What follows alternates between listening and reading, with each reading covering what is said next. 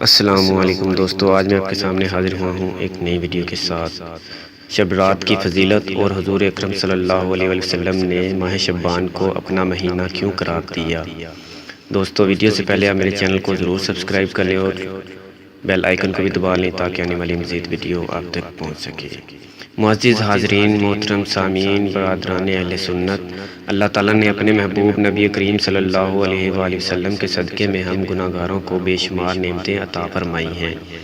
اس نے ہم خطا کاروں کو نوازنے اور اپنا عفو و کرم عطا کرنے کے لیے ہمیں بہت سارے مواقع فراہم کیے ہیں، کئی دن اور کئی راتیں مخصوص فرما دی ہیں، جن میں اس کے جود و کرم کے بادل موسلا دھار برستے ہیں اور امت مسلمہ کی بخشش و نجات کا سامان ہوتا ہے۔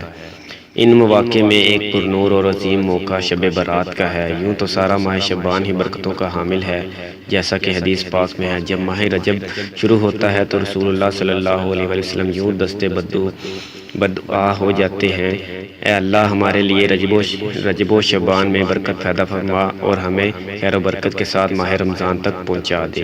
میرے آقا صلی اللہ علیہ وآلہ وسلم جو بھی اپنے خالق و مالک سے مانگتے ہیں، اللہ تعالیٰ انہیں عطا فرماتا ہے۔ اس دعا سے ثابت ہوا کہ اللہ تعالیٰ نے شعبان کو برکتوں سے مالا مال کر دیا ہے، کیونکہ میرے حضور صلی اللہ علیہ وآلہ وسلم نے اس میں برکتوں کی دعا مانگی ہے اور اللہ تعالیٰ نے اپنے محبوب کی دعا کو قبول فرما لیا ہے۔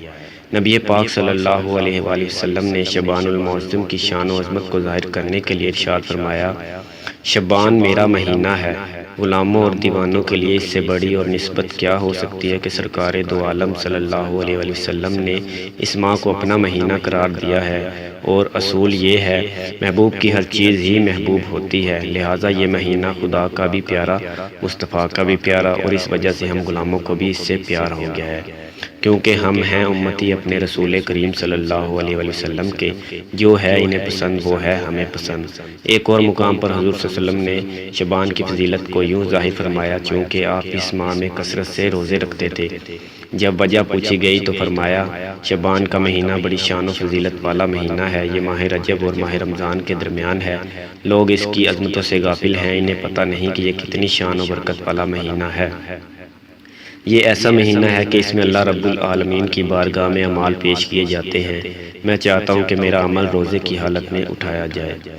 مزید سنیے، حدیث پاک میں ہے، رسول اللہ صلی اللہ علیہ وآلہ وسلم کے نزدیک ماہ شعبان کا مہینہ بہت ہی محبوب اور پیارا تھا۔ آپ ماہ شعبان میں روزے رکھتے، بلکہ شعبان کے روزے اتنی کثرت سے رکھتے کہ اس کے روزے رمضان سے ملا دیا کرتے تھے۔ معلوم ہوا کہ محبوب رب کائنات کو یہ ماہ مبارک اس قدر محبوب تھا کہ آپ کبھی تو اسے اپنا مہینہ کہہ کے پکارتے تھے، کبھی اس کی برکتوں کے لیے خصوصی دعا فرماتے ہیں، کبھی اس ماہ معظم کے مسلسل روزے رکھ کر امت کو اس کی عظمتوں اور برکتوں سے آشنا کرتے ہیں، تاکہ آپ کی امت اس میں زیادہ سے زیادہ ذکر و فکر، عبادت اور ریاضت اور صوم صلوات کا اہتمام کر سکے۔ دوستو، ویڈیو اچھی لگی ہو تو ویڈیو کو لائک اور شیئر ضرور کیجیے گا اور چینل کو بھی سبسکرائب کر لیجیے گا۔